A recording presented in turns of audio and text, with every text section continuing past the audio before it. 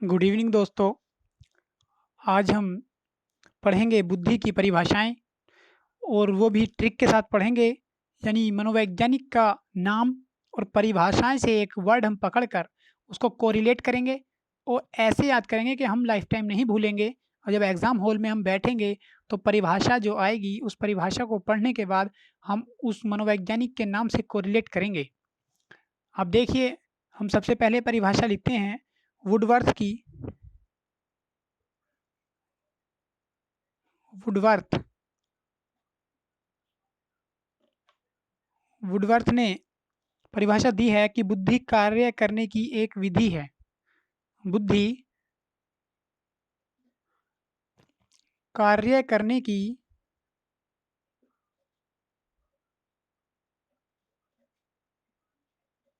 एक विधि है।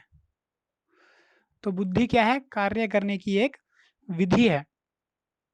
ये दिया है वुडवर्थ ने। अब हम इसमें कोरिलेट करेंगे, हम समझेंगे कि इसको हम कैसे याद रखेंगे। तो इसमें से हम मनोवैज्ञानिक के नाम से हम लेटर जो वर्ड पकड़ेंगे वो होगा वर्थ। वर्थ यानी इसी को हम पढ़ समझेंगे बर्थ। यानी इसको वुडवर्थ को हम बर्थ कह सकते हैं। वुड बर्थ, बर्थ होता है किसी का जन्म। जब किसी का जन्म होता है तो उसका कार्य करने की एक अलग ही विधि होती है। हर व्यक्ति का भी अलग अलग तरीका है भाई। सब व्यक्ति अपने तरीके से अपनी लाइफ को बिताते हैं और सभी व्यक्ति किसी एक काम को अन्य अलग अलग तरीकों से कर सकते हैं। तो हम सीधी सी बात ये कह सकते हैं, जब किसी का बर्थ हुआ यानी जन्म हुआ तो कार्य करने की उसकी अलग अपनी एक विधि होगी। कार्य करने की एक विधि, कार्य करने की एक विधि। तो हमने ये कोरिलेट कर लिया। जब एग्ज़ाम हॉल में आप बैठेंगे, हम लास्ट में टेस्ट लगाएँगे तो आप 1 मिनट में इसको 2 सेकंड में आप पकड़ लेंगे क्या हमने क्या पढ़ा था। बस माइंड से देखते रहिए। 2 बार वीडियो देखने के बाद लाइफ टाइम कभी भी परिभाषा गलत नहीं होगी। हमने 10 से भी अधिक परिभाषाएँ यहाँ ली हैं, जो पॉसिबल हैं और जो आ सकती हैं। सब मेन परिभाषाएँ हमने ली हैं। तो ये समझ गए होंगे, जब किसी का बर्थ होता है तो कार्य करने की उसकी भी अलग एक विधि होती है प्रत्येक बच्चे की। जब वो जवान हो जाता है, बड़ा हो जाता है, बूढ़ा हो जाता है, तो वह अपना तरीका काम करने का अलग रखता है। यानी उसका काम करने का एक अलग ही तरीका होता है, कार्य करने की एक अलग ही विधि होती है। नंबर 2 है Terman. Terman number 1, number 2। Terman की परिभाषा है कि बुद्धि अमूर्त विचारों के विषय में सोचने की योग्यता है। बुद्धि अमूर्त विचारों के विषय में सोचने की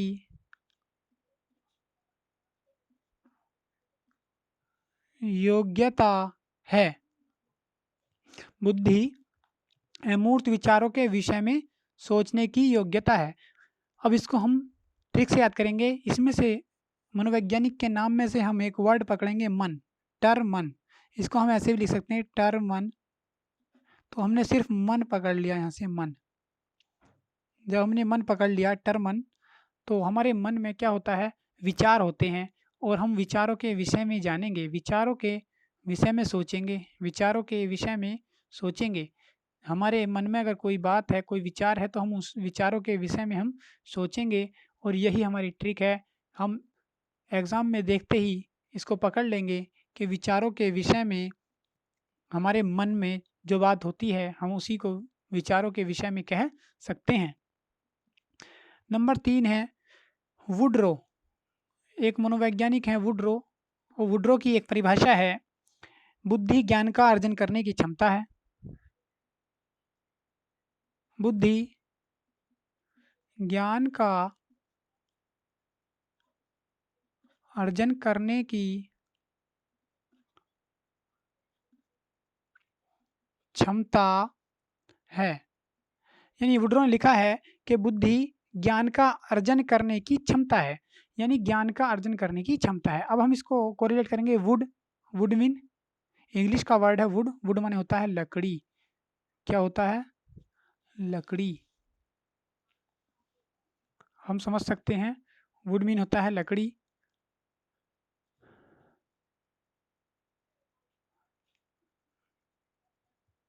लकड़ी, और रो मध्य रो रही है,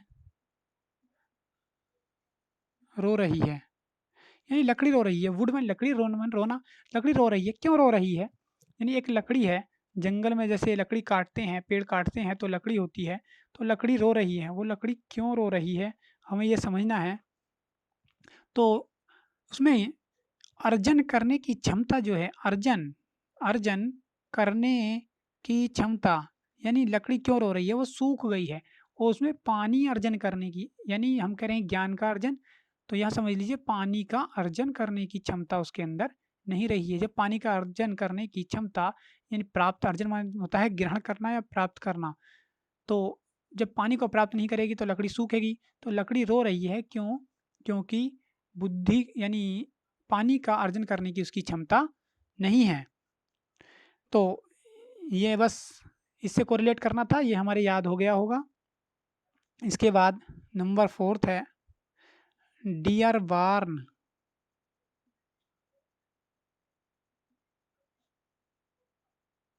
डियर वार्न, अब डियर वार्न ने परिभाषा दी है कि बुद्धि सीखने या अनुभव से लाभ उठाने की क्षमता है। बुद्धि सीखने या अनुभव से, अनुभव से लाभ उठाने की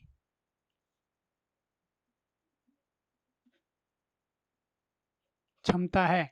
बुद्धि सीखने या अनुभव से लाभ उठाने की क्षमता है। ये किसने कहा है? डियर बार ने।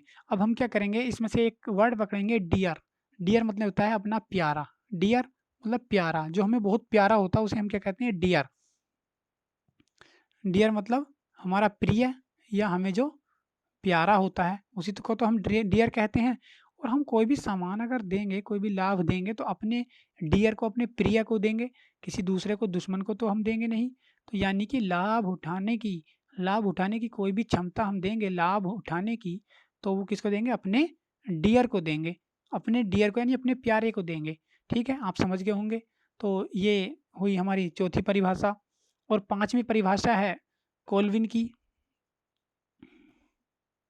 कोलविन। तो आप समझते रहिए, बहुत 2 बार आप वीडियो देखेंगे तो लाइफ टाइम याद रहेंगे, मज़ा आ जाएगा बिल्कुल। तो हमारे साथ जुड़े रहिए, पढ़ते रहिए आप। पूरी साइकोलॉजी हम ट्रिक से याद करा देंगे चुटकियों में। 25+ नंबर आएंगे और बिल्कुल वही पॉइंट पकड़ेंगे जहाँ से एग्जाम में आता है। ऐसा नहीं है कि पूरी रामायण सी पढ़ रहे हैं और किताब में सिलेबस बहुत ज़्यादा पढ़ लिया और आया याद कुछ नहीं हुआ, ऐसा नहीं होगा। नेक्स्ट, इसके बाद हम कोलविन की परिभाषा पढ़ेंगे। यदि व्यक्ति ने अपने वातावरण में समायोजन कर लिया है तो उसमें क्या है? बुद्धि है। कोलविन ने कहा था कि यदि व्यक्ति ने अपने वातावरण में समायोजन कर लिया है,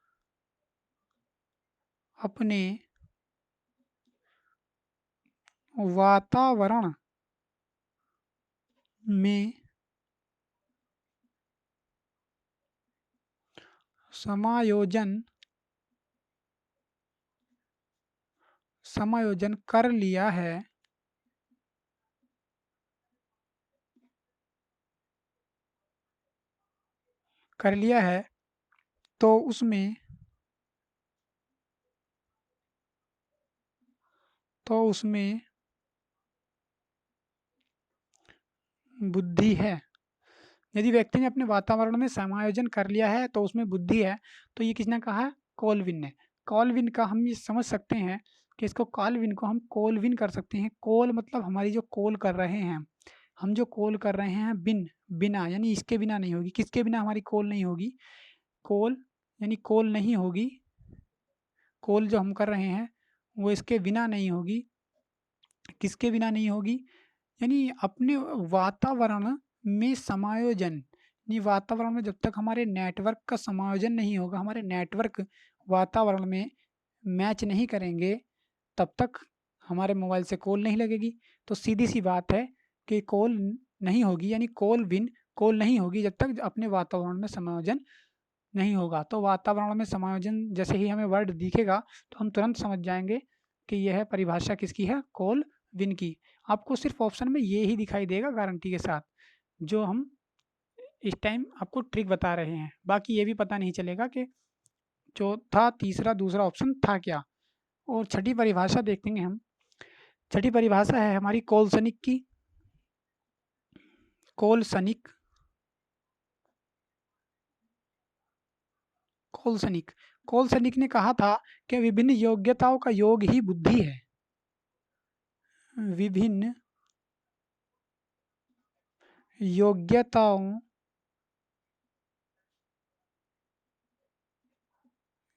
विभिन्न योग्यताओं का योग ही बुद्धि है। विभिन्न योग्यताओं का योग ही बुद्धि है। अब इसमें हम देखेंगे कोल मतलब कोल, एक है सैनिक। सैनिक को हम कह सकते हैं सैनिक। सैनिक क्या कह सकते हैं, सैनिक। और अगर हम किसी देश का, अपने देश का फौजी या पुलिस में कोई सैनिक बनना चाहते हैं तो हमारे अंदर विभिन्न योग्यताओं का योग होना चाहिए।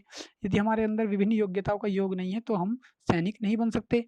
क्योंकि यदि हम एग्ज़ाम पास नहीं कर सकते तो भी सैनिक नहीं बन सकते। एग्ज़ाम पास करने के बाद हम फिजिकली फिट नहीं है तब भी सैनिक नहीं बन सकते। और एग्ज़ाम पास करने के बाद मेडिकली फिट नहीं है तो भी सैनिक नहीं बन सकते। यानी सैनिक बनने के लिए विभिन्न योग्यताओं का योग होना ज़रूरी है। तो जैसे ही हमें एग्ज़ाम में दिखाई देगा विभिन्न योग्यताओं का योग ही बुद्धि है, तो हम तुरंत कोरिलेट करेंगे। हमारे माइंड में यही पिक्चर चलेगी कि सैनिक बनने के लिए विभिन्न योग्यताओं का होना बहुत ज़रूरी है। इसके बाद 7वें नंबर की परिभाषा आती है हमारी स्टर्न की। स्टर्न ने क्या कहा है, अब हम परिभाषा पढ़ेंगे स्टर्न की। स्टर्न ने कहा है कि बुद्धि एक सामान्य योग्यता है। बुद्धि एक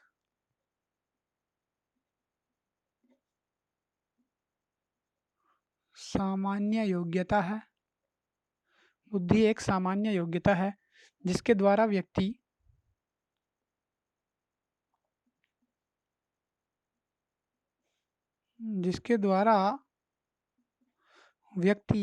नवीन परिस्थितियों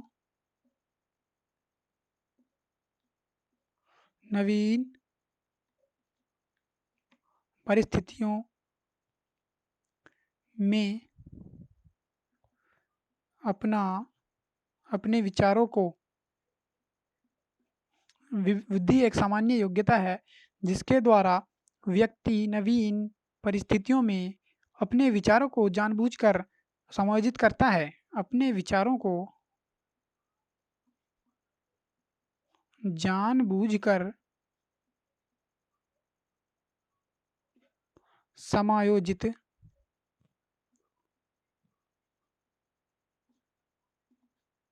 करता है। ये परिभाषा है स्टर्न की। स्टर्न ने कहा है, एक बार फिर पढ़ेंगे, कि बुद्धि एक सामान्य योग्यता है जिसके द्वारा व्यक्ति नवीन परिस्थितियों में अपने विचारों को जानबूझकर समायोजित करता है। तो स्टर्न ने कहा है, तो स्टर्न में से हम इसमें से एक वर्ड पकड़ेंगे, टर्न।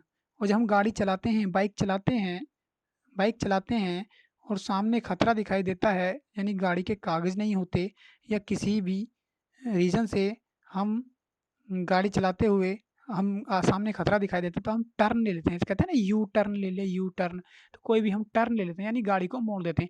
तो मोड़ते कैसे हैं, तो अपने आप तो गाड़ी मुड़ती नहीं, जानबूझकर समायोजित करते हैं हम। जानबूझकर समायोजित करते हैं यानी कि टर्न अगर लिया है तो जानबूझकर समायोजन हमने किया है। तो आप समझ गए होंगे, यही ट्रिक है, बहुत अच्छी ट्रिक है। इसके बाद हम पढ़ते हैं हेनमान की एक परिभाषा है, हेनमान। हेनमान हेनमान ने कहा है कि बुद्धि में दो तत्व होते हैं। क्या कहा है, बुद्धि में दो तत्व होते हैं। कि बुद्धि में दो तत्व होते हैं, कौन कौन से? एक तो होता है ज्ञान की क्षमता। एक तो इन्होंने बताया है कि ज्ञान की क्षमता होता है, और दूसरा निहित ज्ञान होता है कि यदि किसी व्यक्ति में बुद्धि है तो उसके अंदर 2 तत्व होने चाहिए। बुद्धि में 2 तत्व होते हैं, ज्ञान की क्षमता और निहित ज्ञान। अब हेन मान को इसको हम कोरिलेट करेंगे हनुमान से। हनुमान, तो हनुमान के पास तो बहुत बुद्धि थी, यानी ज्ञान बहुत था। तो बुद्धि में 2 तत्व थे, एक तो ज्ञान की क्षमता का और एक निहित ज्ञान का, यानी दोनों में ज्ञान। तो हनुमान जी को बहुत ज्ञान था, तो इससे हनुमान के नाम से हम याद रखेंगे ज्ञान, यानी हनुमान को बहुत ज्ञान था, तो दोनों में ज्ञान। वैसे भी ध्यान रख सकते हैं कि विशिष्टि परिभाषा है, इसमें 2 तत्व दिए हैं, तो हनुमान के बुद्धि यानी 2 तत्व थी, यानी डबल थी। ठीक है, इस तरह से हम याद कर सकते हैं, तो भी हमारे याद रह जाएगा। एग्जाम में सिर्फ आपको आंसर दिखाई देगा, टेंशन लेने की कोई ज़रूरत नहीं है। फ्री माइंड होकर पढ़ते रहिए और सेशन का एंजॉय करिए। नेक्स्ट परिभाषा हम लेते हैं थॉर्नडाइक की। थॉर्नडाइक ने क्या कहा है? 9वीं परिभाषा है थॉर्नडाइक। प्रत्येक परिभाषा मोस्ट होती है, एग्जामिनर का कोई पता नहीं कहाँ से रख दे, इसलिए मैंने सारी परिभाषाएं ट्रिक से कवर की हैं। और इसी तरीके से हमारे नंबर अच्छे आते हैं, ऐसे नहीं है कि फ्री में नंबर बट रहे हैं। हम इन परिभाषाओं में उलझे रहते हैं और बार बार याद करते रहते हैं 10-10 घंटे तक, और फिर भी हो सकता है कि पेपर में पता नहीं कौन सी आ जाए और वहाँ पे हम गलत लगा दें। इसलिए बस ट्रिक से कोरिलेट कर लीजिए, फ्री माइंड पढ़िए, सेशन का एंजॉय कीजिए, आप देखते रहिए। 2 बार वीडियो देख लीजिए, आप कभी नहीं भूलेंगे ये परिभाषाएं। और हमने पहले मनोविज्ञान की, अधिगम की परिभाषाएं ट्रिक से बनाई हैं और वो बहुत अच्छे से हमने कवर की हैं। आप हमारे चैनल पर जाकर देख सकते हैं, भर्ती टाइम स्टडी पर, और इसको चैनल को लाइक कर लीजिए। और वीडियो को आप देखने के बाद यदि अच्छी लग रही है तो ईमानदारी से के साथ शेयर कीजिए, हम समझेंगे कि आपने ये शेयर की है। हमारे चैनल को लाइक कीजिए, सब्सक्राइब कीजिए, ताकि हमें लगे कि हाँ, हमने कुछ अच्छा किया है, हम ऐसा कंटेंट आपको दे रहे हैं, तो आप भी हमारा साथ दे सकते हैं इस चैनल को लाइक करके, शेयर करके, सब्सक्राइब करके। अब थॉर्नडाइक के अनुसार हम पढ़ेंगे, सत्य के दृष्टिकोण से उत्तम प्रक्रियाओं की शक्ति ही बुद्धि है। थॉर्नडाइक ने कहा है कि सत्य के दृष्टिकोण से देखिए, आप बुद्धि को सत्य के दृष्टिकोण से आप देखिए, सत्य के दृष्टिकोण से उत्तम प्रक्रियाओं की शक्ति, उत्तम प्रक्रियाओं की शक्ति, प्रक्रियाओं की शक्ति ही बुद्धि है, ही बुद्धि है। ये किसने कहा है? थॉर्नडाइक ने। अब थॉर्नडाइक में से हम पकड़ेंगे थॉर्न। थॉर्न होता है कांटा, हिंदी में अगर हम थॉर्न देखें, ये होता है THORN, थॉर्न में होता है कांटा। यदि हमारे पैर में कांटा लग जाए तो ये पता नहीं किस कोण से लगा है वो, तो सही तरीके से यदि हम देखें उस कांटे को, तो हमें पहचानना पड़ेगा कि वो किस एंगल पे लगा है, तो उसी तरीके से खींचा जाएगा। ऐसा तो नहीं कि तिरछा था और हमने सुई लेके खींचना शुरू कर दिया और वो हमारे दर्द करने लगा। तो यानी कि हम क्या करेंगे, पहले सबसे पहले ये देखेंगे सत्य, ये बात सही है, थॉर्न कांटा लगा भी है या नहीं लगा। यदि लगा है तो हम वो कोण देखेंगे किस कोण पे लगा है। बस ये हमारी ट्रिक है। सत्य के दृष्टिकोण से हम देखेंगे कि कांटा लगा नहीं लगा। यदि लगा है सत्य के दृष्टिकोण से, तो हम उस थॉर्न को निकाल देंगे, कांटे को निकाल देंगे। नेक्स्ट 10वें नंबर की एक परिभाषा आती है हमारी, गार्टर की परिभाषा आती है। Girder, girder. गार्टर ने कहा है कि बुद्धि पहचानने तथा सीखने की शक्ति है। बुद्धि पहचानने तथा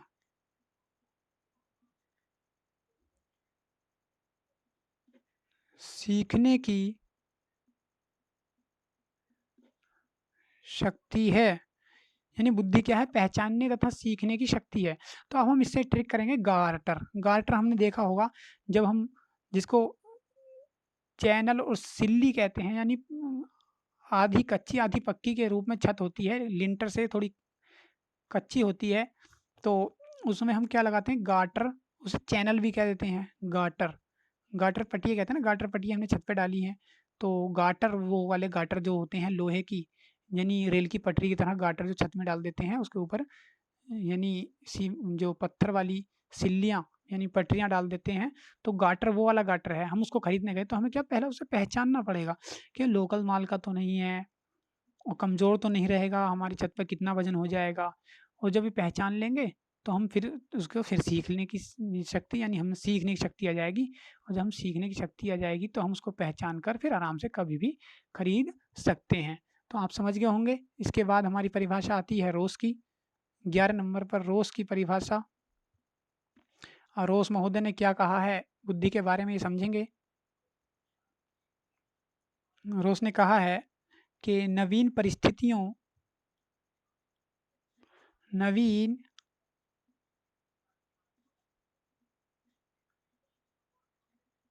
परिस्थितियों से नवीन परिस्थितियों से चेतन चेतन अनुकूलन चेतन अनुकूलन बुद्धि है। नवीन परिस्थितियों से चेतन अनुकूलन बुद्धि है। रोस यानी रोस।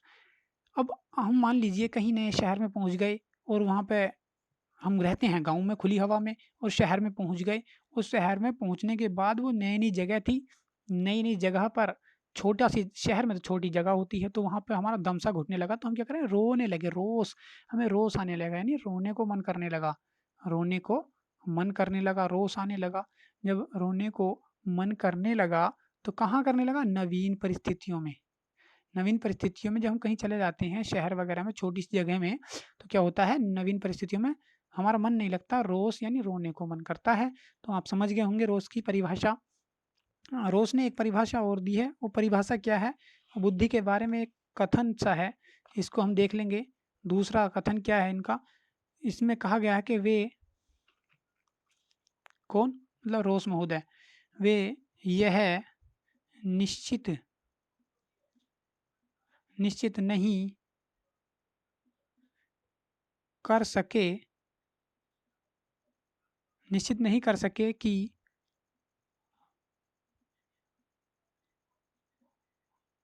बुद्धि में स्मृति वो ये नहीं निश्चित नहीं कर सके कि बुद्धि में स्मृति, कल्पना, भाषा, अवधान, गामक योग्यता,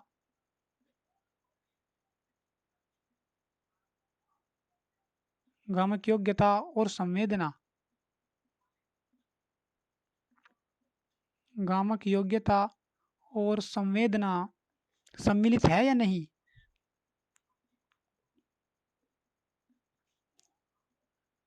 सम्मिलित है या नहीं? तो यानी कि जो रोस थे, रोस की दूसरी परिभाषा ये रोस की है कि वे यह निश्चित नहीं कर सके कि बुद्धि में स्मृति, कल्पना, भाषा, अवधान, गामक योग्यता और संवेदना सम्मिलित है या नहीं। यानी उनको कुछ पता नहीं चला। तो हम इसके बारे में हम ये परिभाषा की एक ट्रिक निकाल सकते हैं कि रोज़ को जब हम नवीन परिस्थितियों में हम पहुँचते हैं, तो रोने को मन करता है, तब हमें ये कुछ भी पता नहीं चल पाता कि बुद्धि में स्मृति, कल्पना, भाषा, अवधान, गामक और संवेदना सम्मिलित है या नहीं। हम ये नहीं समझ पाते हमारे अंदर बुद्धि है या नहीं। बस ये दिल करता है कि हमारे जहाँ से हम आए थे, जहाँ हमारा दिल लगे वहाँ हम जल्दी से जल्दी पहुँच जाएँ। इसके बाद 12वीं परिभाषा आती है हमारी। 12वीं परिभाषा हम लेते हैं बकिंघम की। बकिंघम बकिंघम ने क्या कहा? बकिंघम ने कहा था कि बुद्धि सीखने की योग्यता है। बुद्धि सीखने की योग्यता है। और इसमें से हम बकिंघम में से हम कोरिलेट करेंगे किंग। किंग मतलब राजा। किंग अंग्रेजी का वर्ड है, इसका मतलब होता है राजा। वो जो राजा होता है वो सीखने की योग्यता रखता है। हर एक चीज़ की बुद्धि ऐसी होती है कि वो सीखने की योग्यता रखता है। वो नई चीज़ तुरंत मिलती है, तुरंत उसको कैच करता है कि भई मुझे ये जानकारी ये मिलेगी तो नई चीज़ सीख कर मैं अपने देश को कैसे चला सकता हूँ। तो सीखने की योग्यता किसने? बकिंघम यानी किंग ये सोचता है राजा के सीखने की योग्यता कैसे आए, यानी वो सीखने की कोशिश बार-बार करता रहता है। इसके बाद 13वीं परिभाषा हम ले सकते हैं फ्रीमैन की। फ्रीमैन की परिभाषा है कि बुद्धि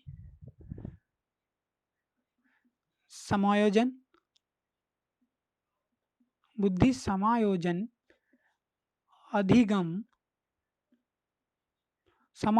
अधिगम और अमूर्त चिंतन की योग्यता है। और अमूर्त चिंतन की योग्यता है। तो ये फ्रीमैन ने कही है। अब आप समझेंगे फ्रीमैन, ये आदमी फ्री था बिल्कुल। और जो आदमी फ्री होता हो तो कुछ भी कह जाता, और आदमी कहते हैं, हम भी कहते हैं चलो छोड़ो यार, क्या हुआ, ये फ्री है, ये तो कुछ भी कहता। तो इसने क्या कह दिया कि समायोजन की योग्यता है, अधिगम की योग्यता है, अमूर्त चिंतन की योग्यता है। इसने सबकी योग्यता बता दी। तो जब सबकी योग्यता बता दी तो ये फ्री था, कुछ भी कह सकता फ्री आदमी। तो ये ध्यान रखना है। फ्रीमैन ने बताया क्या कि समायोजन की योग्यता है, और क्या बताया, अधिगम की योग्यता है, और क्या बताया, अमूर्त चिंतन की योग्यता है। यानी फ्री था ये आदमी, तो इसने समायोजन की योग्यता भी, अधिगम की योग्यता भी और अमूर्त चिंतन की सबकी योग्यता अकेला ही बता गया। तो फ्रीमैन ने बताई, ये मोस्ट इंपोर्टेंट है, ये ध्यान रखना, ये भी मोस्ट है परिभाषा। ये फ्रीमैन नाम तो फ्री सा लग रहा है बेवकूफ़ सा, लेकिन अच्छे मनोवैज्ञानिक रहे हैं फ्रीमैन भी। और लास्ट में हम पढ़ते हैं नंबर 14 परिभाषा एक विनय की। विनय का नाम बुद्धि में सबसे पहले आता है, और विनय भी बहुत फेमस मनोवैज्ञानिक रहे हैं। तो विनय ने कहा है कि बुद्धि में 4 शब्द निहित हैं। बुद्धि में 4 शब्द निहित हैं। बुद्धि में 4 शब्द निहित हैं। ये कहा है किसने, ये विनय ने कहा है। कौन कौन से बताए हैं, इन्होंने कहा है कि बुद्धि में 4 शब्द जो निहित हैं उनमें पहला नंबर ज्ञान, दूसरा आविष्कार, और तीसरा निर्देश, और चौथा आलोचना।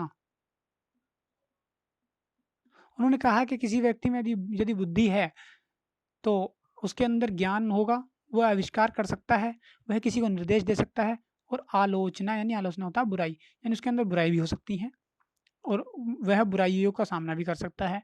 तो विनय ने लास्ट में ये आपको याद रखनी है कि विनय ने बुद्धि में 4, यानी विनय ऐसे याद करेंगे, बै ई न ए, यानी 4 बनने 4 वर्ड, तो 4 शब्द दिए इन्होंने, ज्ञान।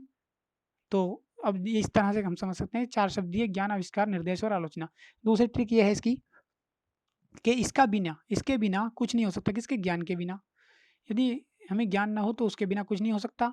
यदि हम आविष्कार ना हो, हमारे यहाँ नए नए आविष्कार ना हो, तो उसके बिना कुछ नहीं हो सकता। यदि किसी स्कूल में हम पढ़ा रहे हैं, टीचर हैं, या कहीं भी राजा व महाराजा हैं, अगर वो निर्देश ना देंगे तब तक कुछ नहीं हो सकता। जैसे मान लो बॉर्डर पर सिक्योरिटी लगी है, वो निर्देश ना दें कि गोली चलाओ, और दुश्मन हमला कर दे, तो कुछ भी नहीं हो सकता। निर्देश के बिना कुछ नहीं हो सकता। और आलोचना, अब विदेश, जो दूसरा देश, हमारा दुश्मन देश हम पर हमला कर रहा है, और हम चुप बैठे हैं, शांत बैठे हैं, तो ये अच्छी बात नहीं। इसलिए आलोचना के बिना भी कुछ नहीं हो सकता। फिर हमें उसकी आलोचना करनी पड़ेगी कि इस देश ने हम पे बिना बात के हमला किया था। तो दोस्तों, ये हमारी आज की 14 परिभाषाएं कई किताबों से इकट्ठी करके एक जगह और ट्रिक के साथ हमने आपको दी हैं। यदि अच्छी लगी हों तो हमारे भर्ती टाइम स्टडी चैनल को सब्सक्राइब कर लें। यदि आपको ये सेशन पसंद आया हो तो चैनल को लाइक कर दें और सब्सक्राइब कर लें। हमारे चैनल को ज़्यादा से ज़्यादा इस वीडियो को शेयर करें ताकि और भी दोस्त देख सकें। हमें तभी मोटिवेशन मिलता है जब आप हमारी वीडियो को ज़्यादा से ज़्यादा फेमस करते हैं, पॉपुलर करते हैं, और आप किसी को बताएँगे तो वो ये समझेगा कि भाई कहाँ देखी है, या आपने कहाँ से सीखी है। और सच में आप कहीं ये परिभाषाएँ लिख लें और नीचे 4-4 ऑप्शन ऐसे ही लिख लें, कहीं से भी 4 ऑप्शन, एक नाम, आप इन्हीं 4 सारे मनोवैज्ञानिकों में से आप परिभाषा लिख कर एक 4 नाम लिख लें, और तब आप कोशिश करें कि ये कैसे आप बना सकते हैं। आपके समझ में आ जाएगा कि आप कैसे बना सकते हैं। वहाँ तुरंत आपको एक कहानी सी याद आएगी। 2 बार वीडियो देखकर सारी परिभाषाएँ याद हो जाएँगी। ये आपका बार-बार याद करने का जो प्रोसेस था वो ख़त्म हो जाएगा।